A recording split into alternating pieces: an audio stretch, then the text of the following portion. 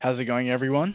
Supremisis here, and in today's video I'm going to be covering the latest patch notes on Recon Wildlands. Now, in today's video it's actually just going to be covering the most important things. That includes the main bugs, the main patches, and the main fixes about all these patch notes that I'm going to be showing you. Now, the first thing we're going to be looking at is this on screen right now. It says we would like to announce the patch notes for our title update 2 available on PC on March 22nd, PS4 and Xbox One March 23rd during morning UTC. Will have a small maintenance in order to update the servers.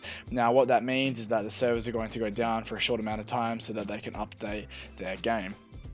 Now, the next thing we're going to be looking at is the size of the update. Now, it says here, the development team focused on improving all areas of the game, from gameplay content to connectivity and stability tweaks.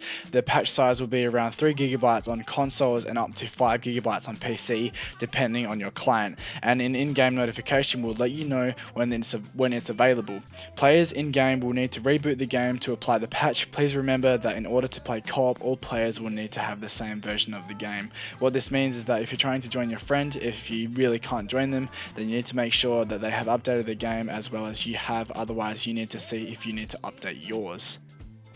Now, the next one we're actually going to be moving on to is probably a more important one to players, and it says this. It says, in addition to that, following the community feedback we received, we implemented the option to turn off the radios in the in-game by default, as well as the option to choose the type of vehicle you want to spawn in when using the drop vehicle rebel skill. Now you should have even more tactical options to plan and execute your missions. Now, this is very good because I don't know how many times I've tried to spawn in the chopper when I need the chopper and I need a vehicle when I've needed a vehicle. Now, to say the least, I'm glad that Ubisoft is actually listening to the community and what they want, because this was actually a big issue for me, and I did actually put it onto the forums myself as well. So I'm glad that people are actually talking up and speaking up for themselves, as well as they are listening too. So good job, Ubisoft. I'm pretty proud of you guys. This next thing we're going to be talking about is regarding the XP farm and the mission fixes. So it says here, we receive reports of some players having issues with certain missions in game. After investigating the causes, we have implemented fixes so that they can have a smooth experience. We have also fixed an XP farming exploit related to the Rebellion Rising mission, which created interference with the co-op experience. Now, I'm so glad that they have fixed all these exploits. I reckon it ruins the game in my opinion, because I'd rather play a game nice and slowly and actually take the game seriously, rather than sit there and exploit the game where to a certain point where I just don't really even need to do any of the side missions. And I think it just ruins the game and it ruins the grind in my opinion. But that's just me. Everyone has their own opinion. But yeah.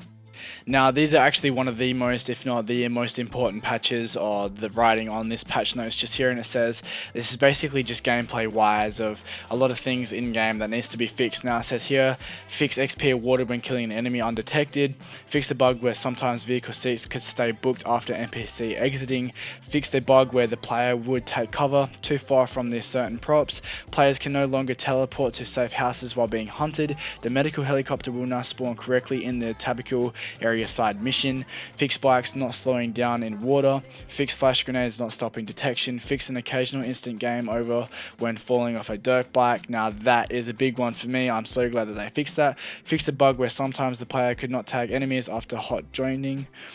Adjusted damage caused by explosions in arcade difficulty. Fixed an issue where sometimes pilots didn't die after AI helicopter crash. Fixed a situation where sometimes vehicles disappeared when driving at high speeds. Now, I really did try my best to read all of them out and not stuffing at once, but if you guys can read that and if you guys want to keep going through that, then you guys can feel free. But these are probably one of the most important notes here on this patch so far. Now, the last one here is actually pretty easy and pretty simple.